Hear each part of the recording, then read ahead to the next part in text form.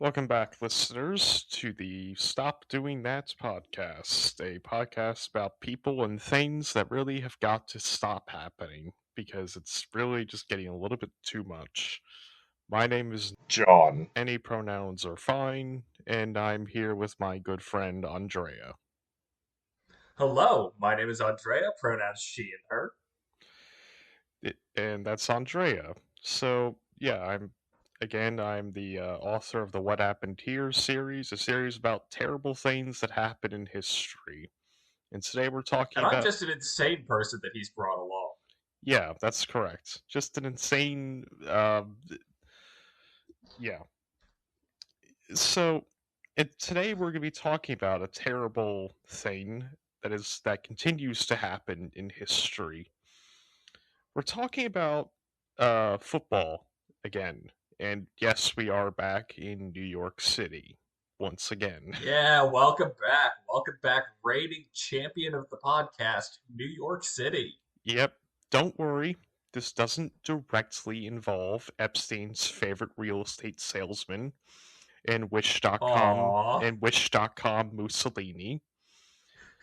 This isn't about a football league, but about a team within the league. A team also owned by an Epstein list member, and their futile attempts to be good. There are many teams in the National Football League that I consider to be pathetic. The Cleveland Browns, the Washington Commanders, the Dallas Cowboys, the Arizona Cardinals, the Las Vegas Raiders, and above all else, the New York Football Jets. I will say, as someone who grew up around the Washington unnamed football team, I still refuse to acknowledge the name Washington Commanders. I can't stand it. It's not good. I I mean, mean, it is better than the name they had before. before. this is admittedly true, but when you could have named the team the Washington Insiders, like come on. Yeah, maybe. Yeah. So, I consider myself not so much a fan of the New York Jets, more so an observer. I root against them when they play because I think their suffering is hilarious. As the United States burns to the ground around us, I just think it could be worse. I could be a Jets fan. Perhaps it's fitting that Gary Vee, the most annoying internet entrepreneur in the world, is a big fan of the New York Jets and constantly says he will buy them someday. In the May. You just had to bring him up. I had put him out of my mind for the past several months, and now he's back. I think about him more than I probably should because he's just so weird. And listeners, this is why we have therapy. Indeed, it is because of Gary Vee. Thank you, Mister. Thank you, Mister Vaynerchuk. And the man that Gary Vee would buy the Jets from, Woody Johnson, is an old man who has appeared in the Epstein files and is close to the current alleged pedophile in chief. The, No, no. the New York Jets have almost never been good, and their story is one of near constant failure. For all but a handful of years in my life, they have lost far more than they've won. At times, there was hope, only for it to be brutally shattered in a spectacular way. And at the core of it all has been their quarterbacks. We'll be talking about just a handful of the more notable quarterbacks they've had, where they succeeded and where they failed. Usually failed, of course. Now, if say one of the hosts of a particular podcast is not a football girl and happens to enjoy other sports like curling and biathlon. Could you explain what exactly it is that a quarterback does? The quarterback is more or less like the leader of the team, basically. They're the one on the offense who the ball is snapped to, and then they throw the ball or they hand it off to a running back, or they run with the ball themselves. Um, the quarterback is probably the hardest position to play on the team because you're the face of the team. You have to understand what every player on the field is going to do.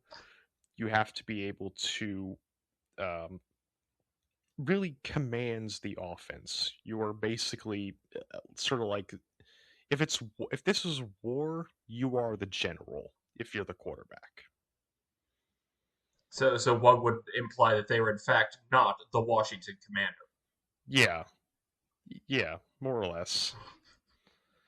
So the New York Jets were founded alongside the modern version of the American Football League in 1959 as the Titans of New York. Not the New York Titans, the Titans of New York. Very important to point that out. After a lowly few years, in 1963, the team was purchased by five entrepreneurs for $1 million. And one of the first things they did was rename the team to the New York Jets.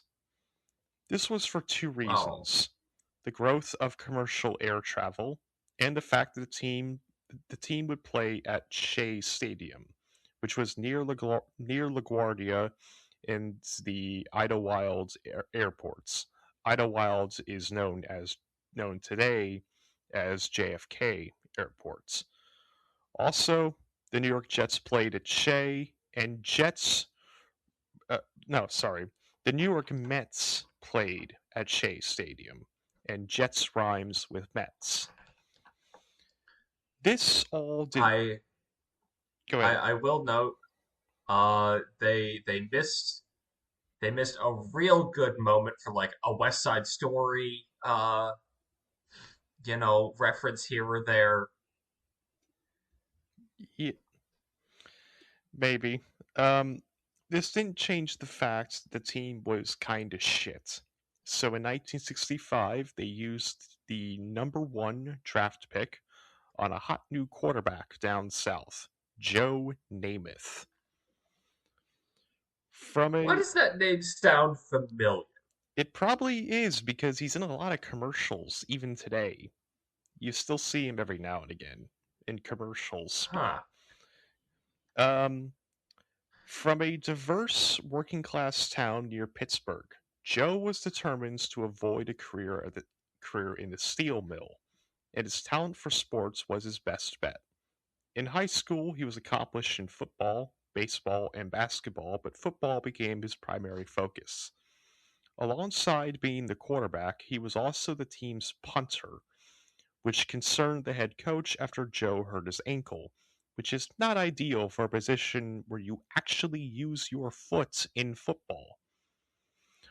When the coach asked Joe if he could still punt, the young quarterback calmly told him, "We're not going to have to punt." Joe's supreme That's that's a confidence Oh that is yeah. going to get him in so much trouble. Not really, in fact. Believe it or not. Joe's supreme confidence and intellect won him a high school championship in his only year as the starting quarterback. He nearly went to the University of Maryland to continue his career, but he failed the entrance exam, and they attempted to stop him from playing for other colleges so they wouldn't have to play against him, which is fucked The up. University the University of Maryland, a place where no football disaster has happened Oh since. yes, yeah, yeah. Their football team is famous for not having any problems at all after this. Yeah, no, problem-free football team. Yeah. So, but Joe did end up finding his way to Alabama and joined their famous Crimson Tide football team, winning an Orange Bowl in his second year.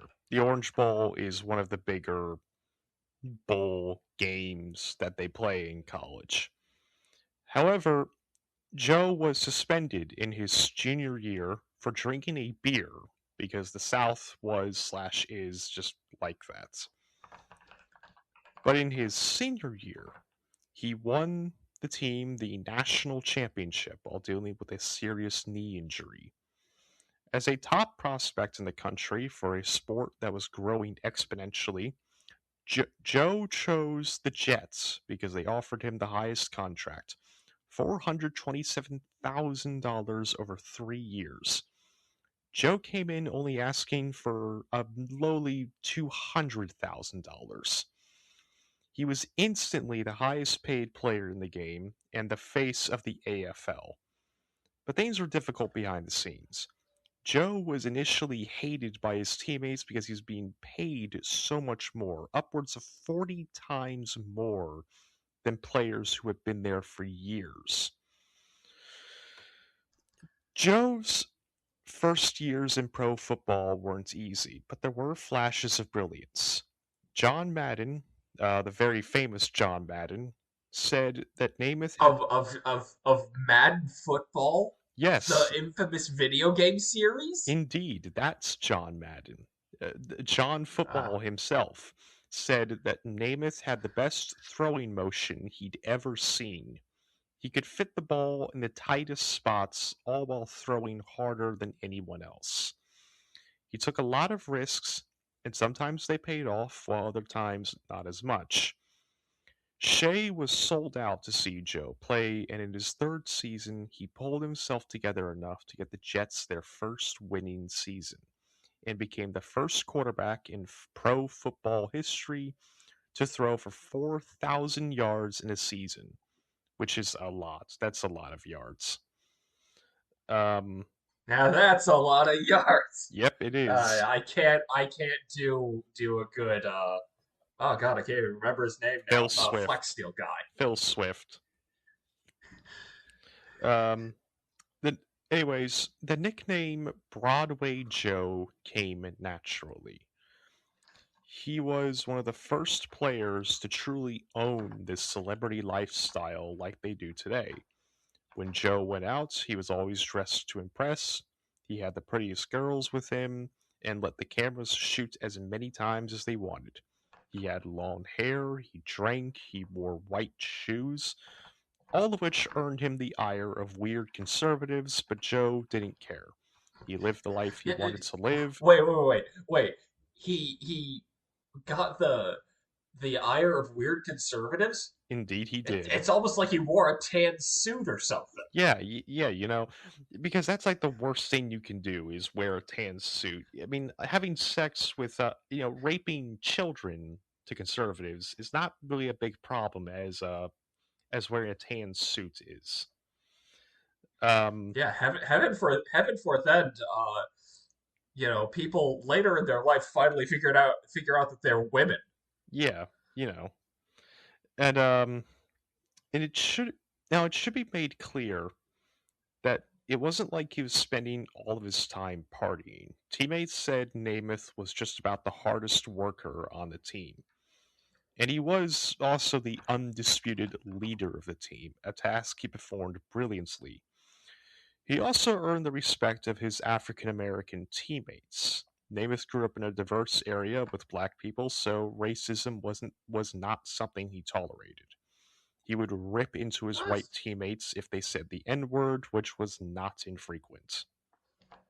that's actually really nice to hear. Yeah, yeah. And 1968 was the greatest year in Jets history, as Namath led his team to the AFL Championship game against the Oakland Raiders. He was spotted the night before at 3 a.m. with a beer in one hand and a girl in the other, leading to one witness quickly placing a bet on the Raiders. This didn't work out as Namath overcame any hangover to throw three touchdowns and win 27 to 23 in a remarkable comeback. Next up, the Super Bowl.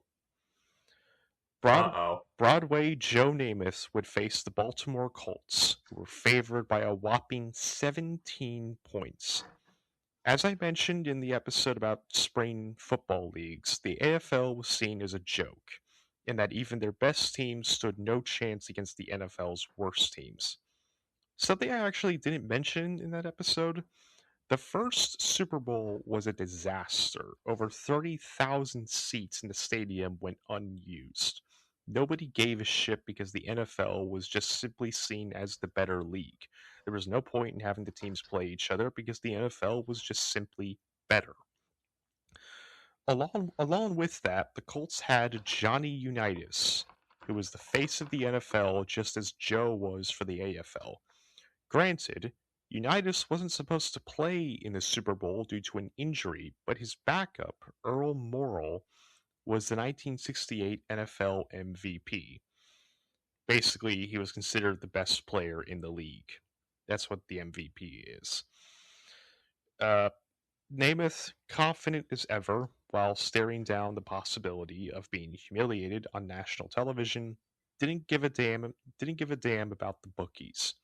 He went before the media and guaranteed, not believed, guaranteed that the Jets would beat the Colts. The Jets got calls from other AFL teams telling them that they had to win the Super Bowl. They needed that recognition that these players are as good, maybe even better than the NFL players. There's a good argument to be made that this was the most important game in football history. And to the shock of the sports world, Joe Namath's guaranteed pay paid off. The Jets won the game 16-7, and instantly Joe Namath was the king of pro football. The Colts struggled against passing plays, which weren't normal in the NFL, if you'll remember. The Colts also couldn't stop runs to the left side for some reason. They eventually put Unitas in out of desperation, but even he didn't have an answer. The AFL gained recognition as a real football league, and in a way, this game started the modern NFL. But the Jets weren't a part of that future, including the near future. Super Bowl III was the highlight of Broadway Joe's career. After this, he and the Jets fell apart. He got injured constantly and wasn't impressive even when he was healthy. He was eventually released and then played a few games for the Los Angeles Rams before retiring in 1978. Despite that, Namath remains an integral part of the early days of pro football and was inducted into the Pro Football Hall of Fame. And in 2010, he was named the 100th best player in NFL history. He holds most of the Jets quarterback records to this day. So of that list of NFL players, how long is that list? 100 exactly. Huh. That that honor feels just a little backhanded. Um, because he was placed dead last there. Yeah, yeah, just yeah. Yeah, I can sort of see what you mean. Like they sort of like they felt like they had to include him, and we're like, I'll just put him in at 100. It'll be fine. Um, yeah. So throughout the rest of the 20th century, the Jets went through a number of quarterbacks. Some good, but most of them bad. Richard Todd replaced Joe Namath and was inconsistent, but an elite defense nicknamed the New York Sack Exchange allowed the Jets to get back to the playoffs a few times in the early 80s. They even made the AFC Championship game in 1982, but lost to the Miami Dolphins. After Todd came Ken O'Brien, who was picked in the draft over Dan Marino, who went on to become one of the greatest quarterbacks of all time. O'Brien was good, but not as good as Marino, and the fact the Jets missed out on him has haunted Jets fans for decades. Eventually, O'Brien fell apart, and in came the brilliantly named Boomer Esiason, who got to a super Okay, Boomer. yep, who got to a Super Bowl with the Bengals and won an NFL MVP that year. He was fine for 1 year, then horrible for two more.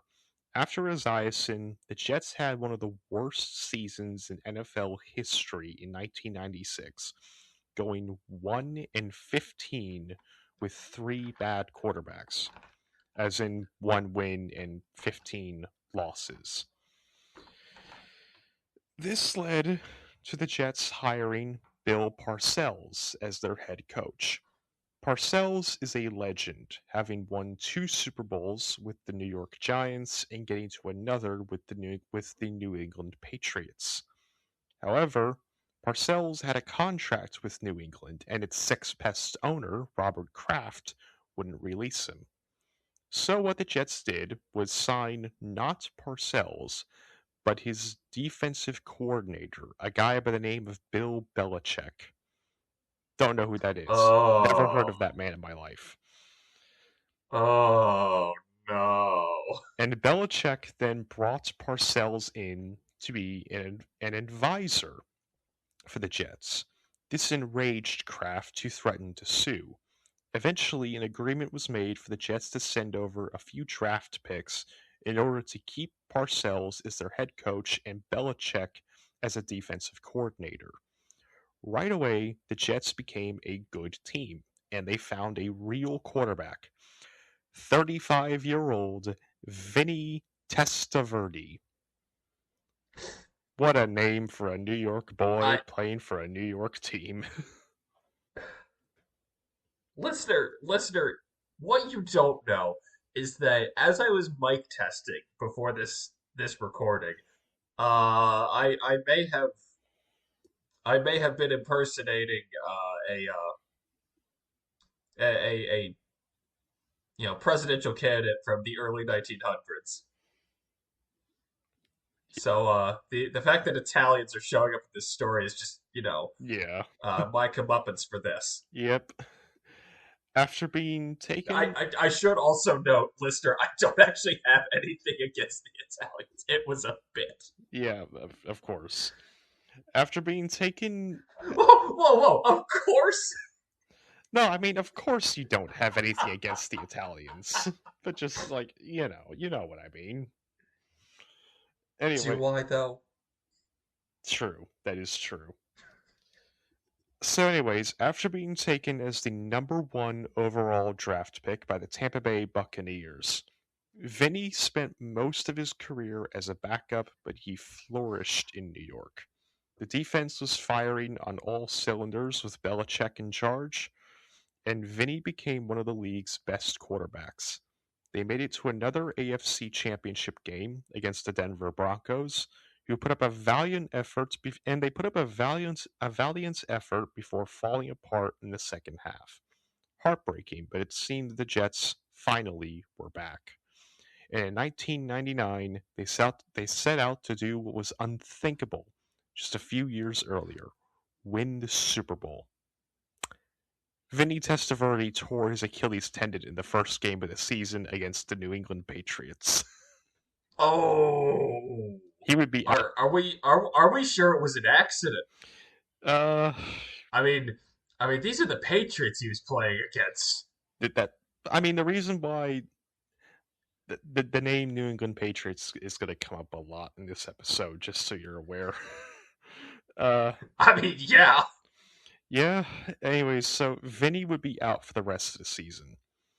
Punter Tom Tupa had to fill in for Vinny and was apparently not awful, but they still lost that first game. With a variety of backup quarterbacks, the team went 8-8 and Parcells retired from coaching. Belichick was tapped to replace him, but a day after being introduced as the Jets head coach, he resigned to become the head coach of the New England Patriots. I wonder how that turned out. Um, in 2000, the first season under Woody Johnson's ownership, Vinny came back and was still pretty good. He was especially good when the Jets had their brightest moments since Super Bowl III. On Monday Night Football on October 23rd, 2000, the Jets were down 30-7 at the start of the fourth quarter against the Miami Dolphins. And Testaverde hadn't looked good, with 3 interceptions to just 1 touchdown. But then, right as the third quarter turned to the fourth, Vinny remembered that he's a New York boy playing for a New York team in East Rutherford, New Jersey, and he better play like one. With three brilliant touchdown passes, the Jets tied the game with just under 4 minutes to go, sending the stadium into a frenzy. Miami quickly scored again, but left Vinny with 3.5 minutes. He only needed 3 of those minutes to throw another touchdown, tying it up at 37 each.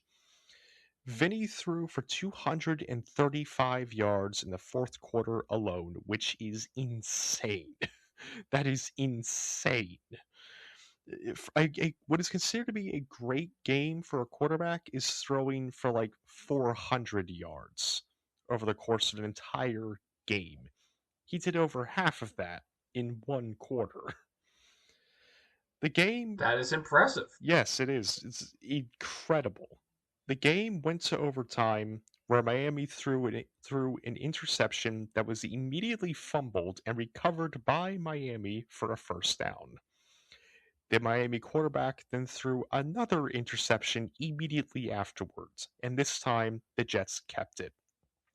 Vinny drove them down the field, allowing John Hall to kick a field goal and win the game 40-37. The Jets missed the playoffs, but this game more than made up for it. In week 2 of the 2001 season, just a week and a half after Jets devastated New York in a very different way, the Jets that didn't hit the towers secured a cathartic win over the New England Patriots and Bill Belichick. During this game, New England quarterback Drew Bledsoe got obliterated by Jets defender Mo Lewis as he was running for a first down. The hit Mo Lewis, Mo problems. the hit was so massive that it caused internal bleeding that almost killed Bledsoe and Oh fuck. effectively ended his time with the Patriots. Oh fuck. I should not have made a joke about that. It is bad, definitely. Uh, and he was replaced by a guy that New England took in the draft the year before as the 199th pick. A guy by the name of, let me see here, Tom Brady. Oh, okay, okay. If again, say one of the co-hosts of this show does not fully understand how American football works, despite the fact that she's lived in this hell nation for her entire life. How many players are in the draft? I think around this time it was a little bit over 200 kids picked. Ooh. So he was taken near the bottom. Like he was not seen as a very hot prospect by any of the teams. And because of that, like he couldn't have. And the Jets did go on to win this game. So Brady can't be that good, right? He can't be that good at football. I mean, the Jets and all the other teams passed on Brady for 198 picks, and the Jets are famous for making good picks in the draft. The Jets went on to finish 10-6 and lost in the wild card rounds to the Raiders, who went on to lose to Tom Brady and the New England Patriots, who Ooh. also went on to win the Super Bowl. Not good. 2002 was more or less the same, with going 9-7 with Vinny playing well, but this year the Jets won the AFC East division, which they haven't done since. For reference, in each of the conferences, they're split up into 4 divisions based on their geographic location. The Jets are in the AFC East alongside the New England Patriots, the Dolphins, and the Buffalo Bills. Um, and in the wild card round of the playoffs, they annihilated Peyton Manning's Indianapolis Colts 41-0, then lost in the divisional round to once again the Oakland Raiders. This loss Oof. this loss proved devastating, and after a 6-10 season in 2003, it was decided that it was time to move on from Vinny Testaverde. He bounced around the league for a few years before retiring in 2007 and was inducted into the College Football Hall of Fame. He wasn't great, but but he remains arguably the best quarterback the Jets have had in the 21st century. That should be a good indication of where things are going. And I would like to note that I I have remained professional about this man this entire time. I could have made bad jokes here. Yes, I'm proud of you that you were able to restrain yourself a bit because that is quite a name. Aw, he's proud of me. Because that's quite a name, isn't it? Vinny Testaverde. It is, and the more you repeat it, the looser my willpower becomes. Yep. Anyways, after Vinny left, the Jets experienced Chad Pennington at quarterback. He was all right, but after going 4-12 in 2005 and 2007, they moved on. His replacement was a major shock, Brett Favre. Oh no!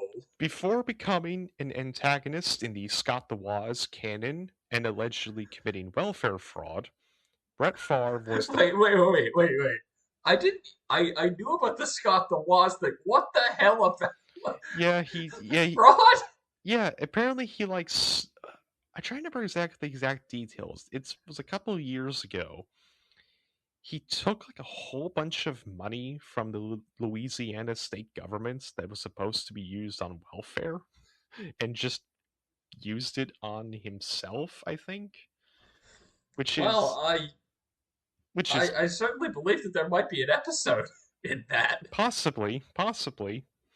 Anyways, but before he did that, Brett Favre was the best quarterback in football.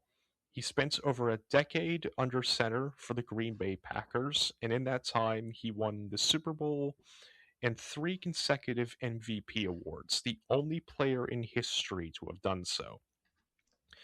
But he was starting to get up there in years.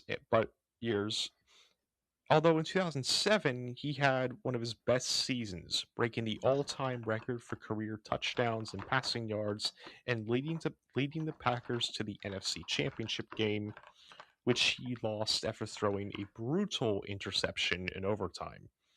He came second in MVP voting, losing to Tom Brady.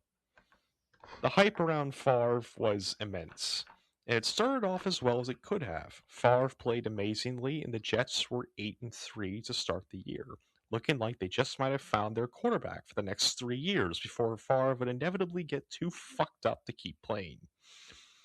But then, Favre tore his bicep and his throwing arm and tried to tough it out.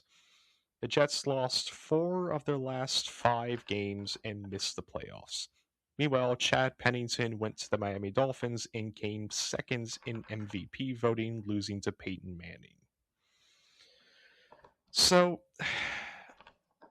after a rough end to that season, the Jets fired their head coach and Brett Favre.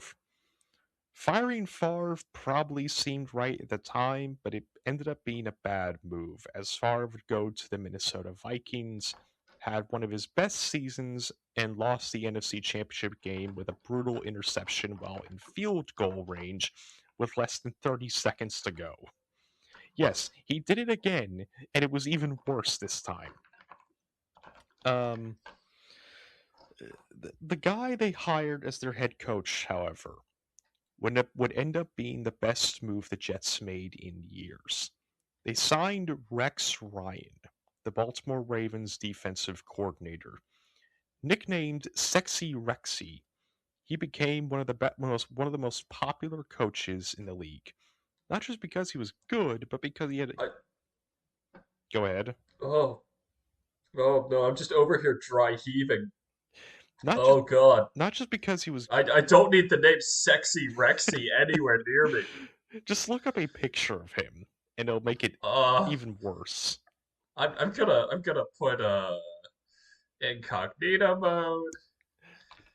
It wasn't just because he was good, but because he had a real passion for his team and his players.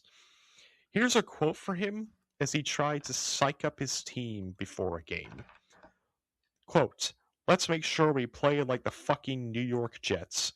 Do we understand what the fuck I want to see tomorrow? Let's go eat a I goddamn snack. I'm looking at a picture of this guy. He looks like every other middle-aged white man. He does. He very much does. There's Anyway, nothing sexy about him. yeah, he's just a guy. He's just a dude. Um, so I'm Rex gonna go die now, thanks. the first big move that Rex made was to trade up to get the fifth draft pick, and they used it to take Mark Sanchez, an elite college quarterback from the University of Southern California. There was discussion as to whether Sanchez or Matthew Stafford was the best quarterback in the draft, and Stafford went number one, so he wasn't available to New York. Stafford would go on to be a great player and would win a Super Bowl and is currently the reigning MVP. In his first season, Sanchez was complete dog shit. He threw 12 touchdowns to 20 interceptions. But the Jets had the best defense in the league and a strong running game, taking them to the AFC Championship game once more. They faced Peyton Manning and the Indianapolis Colts. Sanchez started hot, putting them up 17-6 before Manning systematically dissected them. Once again, the Jets were denied a Super Bowl appearance. 2010 went more or less the same. A great defense, a great running game, and Sanchez looked better, at least. Still not great, but he was doing enough to win games. They knocked out the Colts in the wild card round, and in a shocker, then came New England. This was probably one of the biggest upsets in NFL playoff history. New England's were at their peak strength, and they were the number one seed. Tom Brady would be voted the unanimous MVP a few weeks later, throwing 36 touchdowns to just 4 interceptions that year. It was obvious the Jets were going to get destroyed, but Sanchez went and played the game of his life, throwing 3 touchdowns to win the game 28-21, humiliating the team of the century at their own stadium. With that, the Jets are back in the AFC Championship game again, where they fell apart against the Steelers, ending their season. The day was January the 23rd, 2011. Andrea, you and I hadn't even met yet, and wouldn't for another 7 months. That day, January 23rd, 2011, is currently the day of the Jets' most recent playoff game. Yeah, yeah, you're right. Yeah, by God, you're right. Yeah, I checked because I remember it was the same day that we had that earthquake. Um, Oh shit, yeah, you're right. yeah, because it wasn't the first day of sixth grade. It was the day before that because we had that orientation thing or whatever it was. And that was the Yeah, same day as the earthquake that hit the redacted area that we live in. yeah. Wow, shit. Now Yeah. I feel old. You bastard. Anyways, after this, Sanchez was a disaster. They started 8-5 in 2011, needing just one more win to secure a playoff spot, but instead they lost their last 3 games and missed it. Following that, the Jets decided that maybe Tim Tebow could save them as a backup quarterback. Oh. But he couldn't because Tim Tebow was a joke.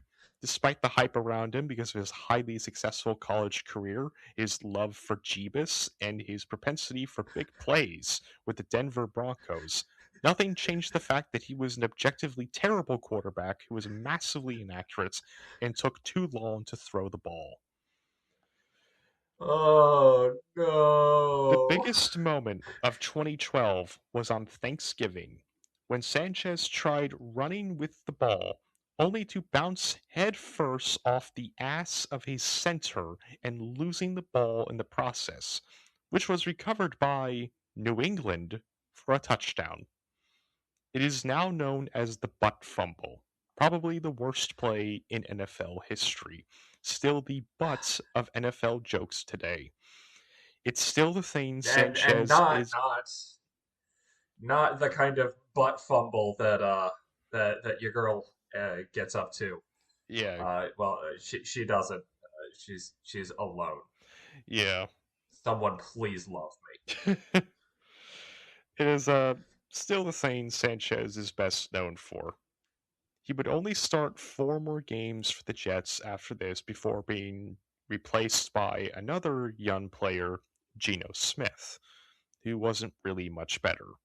So much so, the Jets actually had famous animal abuser Michael Vick come in and fill in for a few Oh, games Christ. after a teammate decided. Jesus Christ.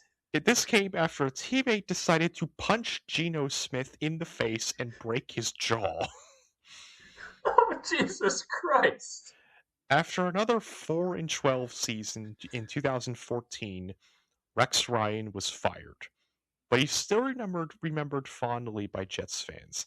Even if he wasn't the absolute best coach they could have asked for, he at least believed in the Jets. He gave them hope. He was a leader. He was their rudder, and they've been completely without one ever since. Also, they got rid of Geno Smith, who went on to become a pretty good quarterback for the Seattle Seahawks before going to the Raiders and having a historically terrible season. As for Mark Sanchez, he bounced around the league, appearing for a handful of teams, including our Washington Commanders, and then retired in 2018. Following that, he became an analyst for ESPN and later Fox Sports until he was fired in 2025 for his very public humiliation after he drunkenly attacked a 69-year-old truck driver outside the Indianapolis hotel and got stabbed. He fought Ooh. a 69-year-old man and almost died. He is currently awaiting trial. You know what I have to say to that? Well, Nice. I mean, yeah. Meanwhile, we will stop awaiting the conversation corner. So oh God, where did I put this article? Oh, fuck, we might have misplaced it. Ah, screw it. We have this one that I did cover. I didn't cover last time. Um, as we are, both of us are somewhat automotive people. Um, and I don't know if you saw the the the news of it. You know Caterpillar, the construction equipment's manufacturer. Ah, yes. As a child, I quite loved the I Love Cat Machines VHS tapes that I got at the library. I mean, I still think that they do build some of the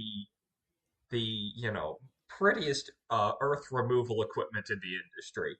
I can go with But that. did you see the announcement of the cat pickup truck? I have not seen. Well, maybe I did. I I think. know that Doug DeMuro, for those familiar with the automotive scene, they will know Doug's name. That I he's talked about it a little bit. Really. That- Yes. Uh, I can't wait until this is a Caterpillar pickup truck. Can't wait to hear that. it's well, here's the thing. Uh, what originally started out as a selection of AI generated images, not actually created by the Caterpillar company, but just by fans of their work, has been has been brought to fruition as a rebadged Super Duty pickup truck. Yeah, I'm looking at a picture of it. I have seen this before, and it does just look like a Ford Super Duty. It does And just well, look like that. it's not it.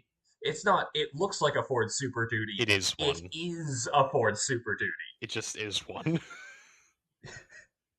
All right. They're sticking a new paint job on it, and they want to give it a drone launcher. Why?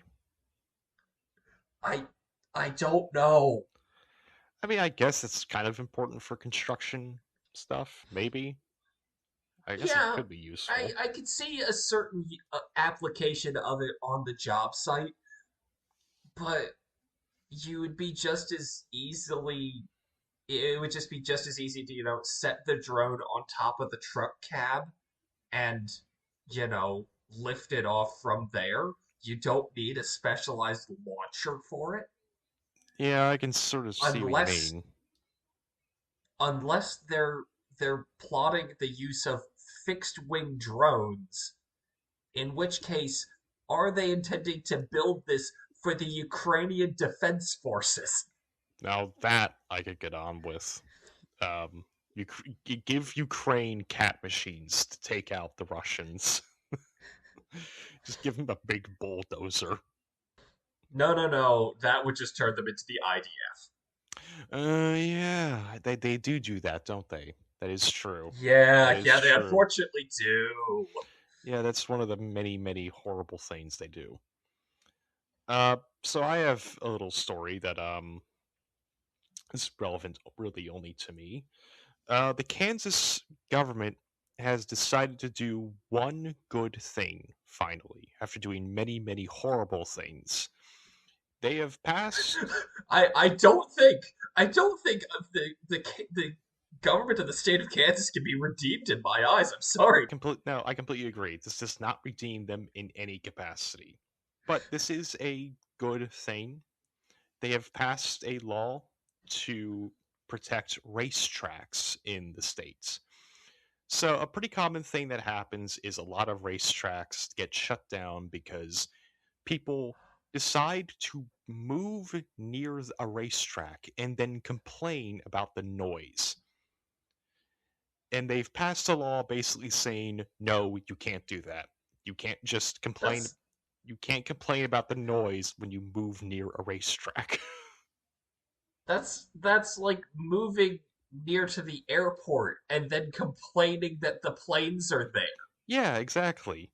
But this is a thing that happens, unfortunately, in a lot of states, and there are apparently a lot of other states that are considering measures similar to this. Um, this is something I hope other states follow because this is many great racetracks have been shut down as a result of this kind of thing. But just the entitlements of moving near a racetrack that came before you, and then just saying it's too loud. Maybe go live somewhere else. Maybe don't live near a racetrack. I don't know what to tell you. That's kind of your own fault. That would be like me moving into the place I currently live and then complaining that the light rail outside my door is too loud. Yeah, It is in exactly. fact not too loud. I wish it were actually slightly louder because I find the sound of electric trains to be very soothing. But that's just my thoughts. Yeah, yeah.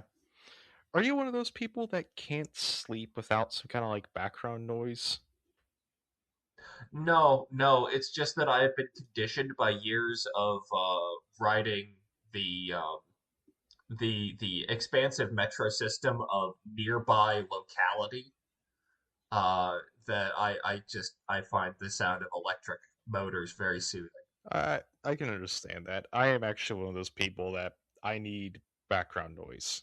I have actually one of those Manta sleep um sleep masks, and the one I have has little earbuds in it, and it is fantastic for sleeping. I can just put anything on YouTube and just listen to that. Well, Anyways, you'll be pleased to know John. that they're the sponsors of this episode. No, they They're aren't. they're not. They're not. They're not. They really I aren't. I don't think we're ever going to take sponsors on this show. I don't And if think we we're, do, I will kill myself. especially if they're um, better help. We will never take anything. No, that would literally make me kill myself, Yeah. Speaking of which is not good. speaking of suicide, back to the New York Jets. Um. Anyways, after Rex Ryan left, the Jets have been a complete disaster. They got a good year out of Ryan Fitzpatrick as quarterback in 2015, but they still didn't make the playoffs after they lost to the Buffalo Bills in the last game of the season. The Bills were coached by, oh, Rex Ryan. Fitzpatrick played another year, but was bad. Geno Smith replaced him and then tore his ACL in the very first start. Ooh. Josh McCown played for a year and did all right, but not all right enough. And they had to turn to him in 2016 because the Jets picked Christian Hackenberg in the second round of the NFL draft, and he never played a single snap in the NFL. They picked him and did nothing with him, usually a sign that he was unimpressive in training camp. For the 2018 NFL draft, the Jets decided they needed a franchise quarterback who was young and ready to win. This led to them picking another USC quarterback with the number 3 pick, that being Sam Darnold. His first ever pass in the NFL was an interception, and his first season with the Jets was terrible. 2019 was not much better, with Darnold being inconsistent and missing games due to mono. During a blowout during Ooh. a blowout loss to the Patriots, Darnold infamously was caught saying, "I'm seeing ghosts," after throwing a truly horrible interception that was nowhere near any of his teammates. 2020 was the killer, where the Jets went 2-14 during the COVID season. Darnold was one of the worst quarterbacks in the league, mainly for making really stupid plays for no reason. He was seen as a massive bust, and the jokes about him were endless. It got so bad that someone started a subreddit called R the Darnolds, based on the Oh. former subreddits made to worship the dementia patient we call a president, with this being used by people to post memes about Darnold. Following his release, Darnold went to the Carolina Panthers and remained inconsistent, so he was sent to the San Francisco 49ers as a backup. He then wound up at the Minnesota Vikings in 2024 and went 14-3 as their starter, instantly becoming one of the best quarterbacks in the league. However, he ended the season with some bad games and an early playoff exit, so the Vikings more or less forced him out for their young phenom JJ McCarthy.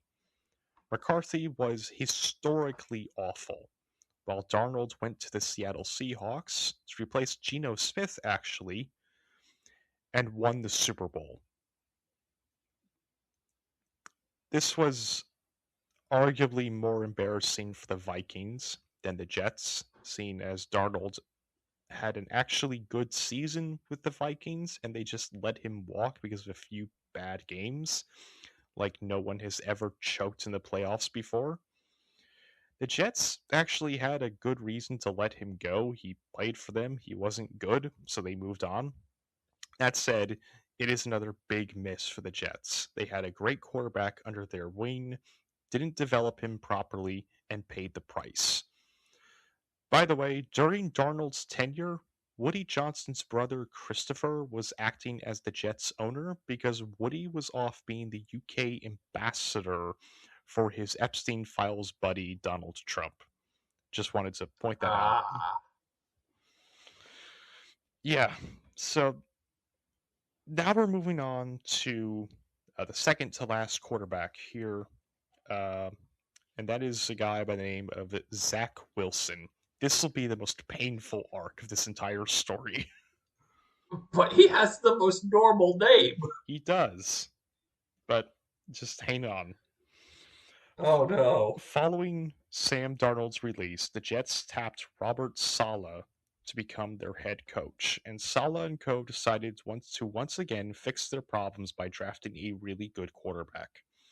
With the number 2 pick in the 2021 NFL Draft, the New York Jets selected Zach Wilson from the famous Mormon hellhole University of BYU. Wilson was considered a Hey, hang on. I have to say, not everyone who goes to BYU is a bad person. I know at least one person who went to BYU who is not bad. well, yeah, They're a wonderful, wonderful coworker. yeah. Obviously, not every person who goes there is bad, but the school is still a very Mormon tied university. Um, Wilson was considered a gem in school, just like Darnold and Sanchez, and the result was much the same, only somehow even worse. In Wilson's first season, he was abysmal. He led the league in yards lost on sacks and was dead last in quarterback rating. Second to last was Sam Darnold, by the way. Wilson finished with a rating of 69.7 after 13 games. For reference, the leader that year was Aaron Rodgers with a rating of 111.9. In 2022, the Jets once again had a great defense, but Wilson was still horrible. The Jets had got a few decent wide receivers, but it made little difference because Wilson actually had to throw the ball in order for them to do anything. He was last place again in passer rating with a score of 72.8. By this point, Wilson was getting booed by his own fans, and the general consensus was that he was one of the worst quarterbacks in NFL history and had no business being in the league. That said, the Jets had hope. The defense was there, most of the pieces of the offense were there. It seemed the problem was one man, Zach Wilson. He's not good enough, and the Jets need someone who is. They're a quarterback away, as it is called, from being a Super Bowl contender. And lucky for them, the answer to their problems just departed the Green Bay Packers. Aaron Oh, Rod- that's Aaron oh no. Rodgers was the man Oh no. was the man who took over for Brett Favre after he left for New York and ended up being arguably even better and even more insane than his predecessor. Rodgers, a famous conspiracy theorist and pseudoscience peddler, won a Super Bowl in Green Bay and 4 MVP awards, including 2 of the prior 3 seasons. He's widely considered one of the greatest quarterbacks of all time. Some even say he's the greatest. Even Tom Brady has said he thinks Rodgers was, quote, much more talented than him, and that if Rodgers were playing in New England, he'd, quote, throw for 7,000 yards in a season, which is a lot. But issues with Green Bay's often woeful playoff performances and his off the field insanity led to Rodgers getting out of Wisconsin and ending up in New York to try and turn the Jets into a Super Bowl winner. While Rodgers was already widely disliked for being an asshole, the hype for his Jets debut was immense.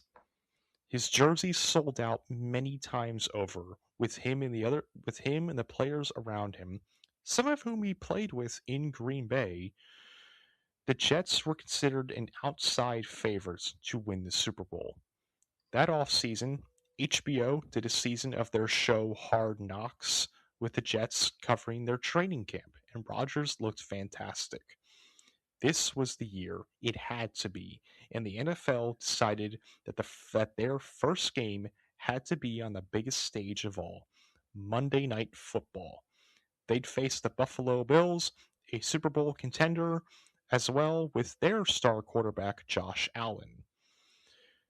The first game of the season was in the Meadowlands, and the atmosphere was unbelievable.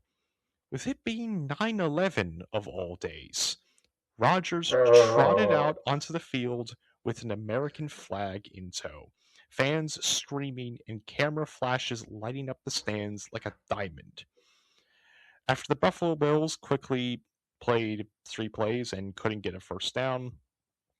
Rodgers went out for his first drive as a Jets quarterback. I was watching this game, and I remember having a feeling that something significant was about to happen, and possibly not in a good way. What followed was the funniest thing I have ever seen in professional sports. Can I make a prediction? Go ahead. He is about to horrifically injure himself. On the fourth play of the first drive of the game, Rodgers was tackled as he threw the ball, then got back up and looked somewhat perturbed. Then he sat back down and rolled onto his back. The replays showed him getting hit at an awkward angle, causing him to hyperextend the back of his ankle. Rodgers was helped off the field, and the crowd went dead silent as Zach Wilson went out to replace the four-time MVP. Rodgers Ooh. Rodgers was carted to the locker room, pretty much the worst thing possible, and Wilson played badly. The Jets still won thanks to a dramatic overtime touchdown on a punt return, but it came with a massive cost. The next day, it was confirmed that Aaron Rodgers tore his Achilles tendon. He's out for the season. He played Oh. for a grand total of 75 seconds. Even Vinny played more than this in the game where he was hurt. Okay, not the greatest start, to put it mildly. Um, I was watching this game. The stadium just died when he went down, and it was just dead. It was just I everyone. mean, I can't imagine why. It was just remarkable. But, maybe Zach Wilson, with help from Aaron Rodgers from on the sideline, can get better and the Jets can still have a good season. Well, that didn't happen. Wilson was ass. The team turned out to be not that great, even aside from him, and the coaching was terrible. The Jets went 7-10 for the second year in a row. After this, Zach Wilson was released, and he's been a backup ever since for the Broncos, the Dolphins, and now the New Orleans Saints. He's considered one of the biggest busts in NFL history. So, with Zach Wilson gone and Aaron Rodgers now having a functional leg, maybe 2024 will be the year for the Jets. Yes, he's old, and even for young quarterbacks, it's tough to come back from an Achilles tear, but maybe Rodgers can prove everyone wrong. The Jets beefed up their offensive line with Tyron Smith, who is considered to be a future Hall of Famer, and they got Tyrod Taylor as a backup quarterback. Taylor is a backup for a reason, but he's considered to be one of the best backups in the league. They also got Sauce Gardner, who is considered to be one of the best. He was Can you please spell that for me? Sauce, and then Gardner. He's Okay, his name is literally just Sauce. Okay. he's considered to be one of Huh. the he's considered to be one of the best cornerbacks in the NFL. Which what they do is they run alongside the receivers and stop them from catching the ball. Um, the season started badly when one of their biggest new players, Hassan Reddick, refused to show up to training camp because he felt he wasn't making enough millions of dollars.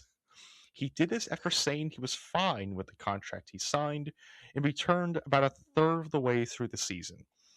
Week 1 arrived with the Jets considered again a dark horse to win the Super Bowl, and they proceeded to lose to the San Francisco 49ers. Rod- Rodgers played the whole game but was unimpressive. They beat the Tennessee Titans in week 2 though, and wiped out the New England Patriots 4 days later. Rodgers is playing well. The defense and offense looked to be in perfect sync. Finally, the year had arrived. The New York Jets were a real football team. It was delayed by Rodgers tearing his Achilles, but that's in the past now. And the New York Jets. I, Go ahead. I should say I am currently looking at a picture of Mr. Gardner. This is the at least 2025 official picture from the New York Jets, and he appears to be dead. God. You can probably The under. expression on his face says, "I want nothing to do with where I am He or probably what is going on." he probably doesn't because the New York Jets finished this season with an astounding record of 5-12. Ooh. From week 4 onward, the defense collapsed. Rodgers was far from the worst quarterback in the league, but he wasn't good. Certainly nowhere near the quarterback he once was. After dropping to 2-3, head coach Robert Saleh was fired on order from Woody Johnson. Saleh wasn't great, but firing your coach only 5 games into the season that hadn't really been that bad so far is a terrible idea. Saleh went to the San Francisco 49ers as a defensive coordinator and did very well for them. He'll be coaching the Tennessee Titans next year. After losing a game for his team with a late interception, Rodgers blamed his receiver, which did not go over well with anyone. Desperate, the Jets traded for Davante Adams, a great receiver who Rodgers played with in Green Bay. They proceeded to get annihilated by the Steelers, who choked away a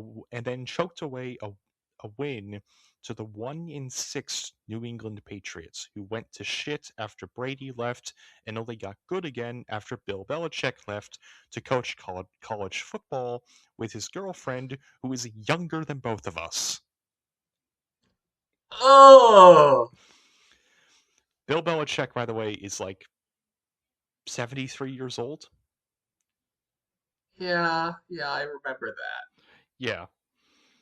Uh, General manager Joe Douglas was fired about halfway through the season.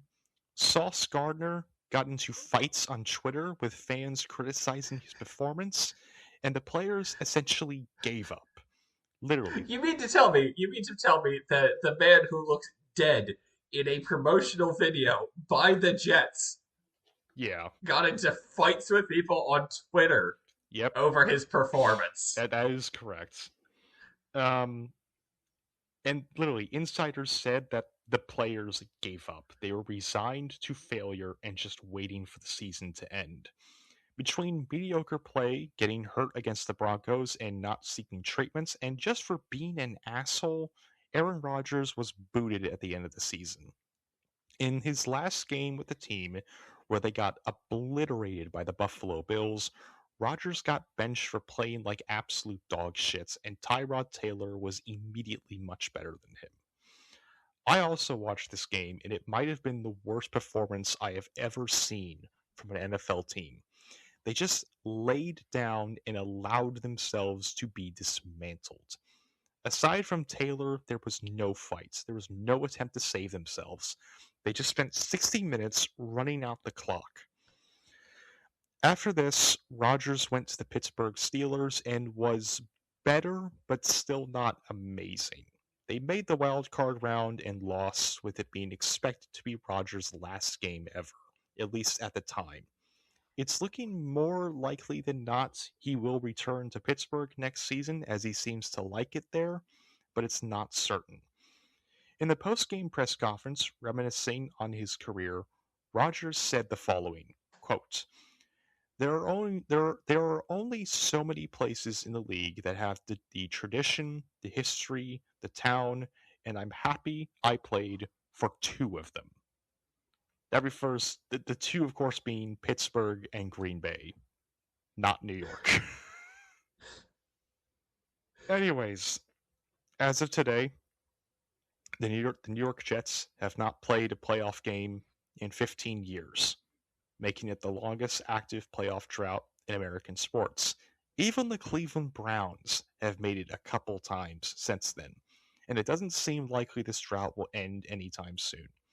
In 2025, the Jets went 3-14, including 7 straight losses to start the season and 5 straights to end it. The quarterback position was a revolving door of shit. They mainly utilized Justin Fields, who, like many of their quarterbacks, was a star in college who ended up being bad in the NFL. Not a single Jet made the Pro Bowl. And this statistic I find baffling. The Jets defense recorded no interceptions throughout the season. All those defensive That's players, and not a single one of them, intercepted the ball a single time. A first in the 92 years that the NFL has tracked interceptions as a statistic. that is impressively bad. I feel like even I, Like you have to be actively trying I feel like to even I, fuck up. yes, I feel like even I, if you cloned me 5 or 6 times over the course of 17 games, could get one purely by accident, just from the ball smacking me in the head and using the fencing response to catch the ball before collapsing into a heap. Like, just, anyways, this week, literally this week, the Jets signed Geno Smith after he was released by the Raiders, and he's the favorite to be the Jets' starting quarterback this fall. After a successful stint with the Seahawks, this gives the Jets at least a bit of hope, but with his terrible 2025 season in mind, that hope can only go so far. The Jets have the number 2 pick in the draft next month, and it'll be interesting to see who they take. Will it be a quarterback? Probably. Will they be good? With the Jets, probably not. But through all the players and the coaches, one man has remained the same: Woody Johnson.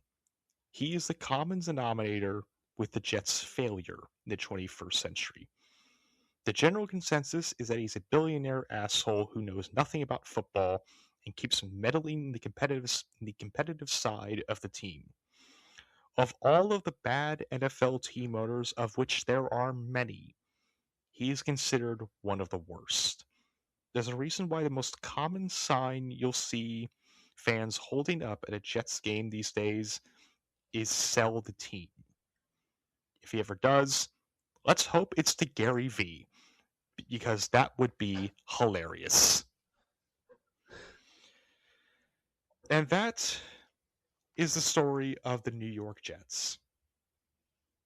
So, what did you think about all that? And Andrea? I as we stated repeatedly, I'm not much of a football girl, but that was absolutely hilarious. And after the roller coaster that was Preston Tucker's mad legal saga, the fact that we haven't had to deal with any lawsuits to an egregious degree and or the federal government is a blessing. Thank you. Yeah, yeah, we got ourselves a little bit of something different, a little something different there. I can also promise you, currently, this is the last football episode for a while. I do have one more that I'm thinking about that is similar to this. I'm not going to do that one for a while, though. I think we need a break from football. Um, Although the UFL started up this weekend, so I might talk about that. I might give a little update on that in a conversation corner, maybe a few weeks down the line to see how they're doing. Um, and also, thankfully, this is the last episode for New York that I have planned, at least currently. We'll see if that changes. Andrea, what are you planning to uh, talk to us about next week? What are you going to tell the listeners out there about? So for my next episode, we'll be discussing a literary classic, Okay. and it will be our first international episode as we are crossing the northern border, and we will be going to visit our friends in Canada. Oh boy. All right. Well, is it the first because Reza, he was Iranian. This is our first purely international. Okay. episode. We will not be talking about the United States. All right. Okay. That's it. All right. So, keep your ears open for that, dear listeners. I've been John, And I'm Andrea. and we'll see you. Well, you'll hear us on the next episode.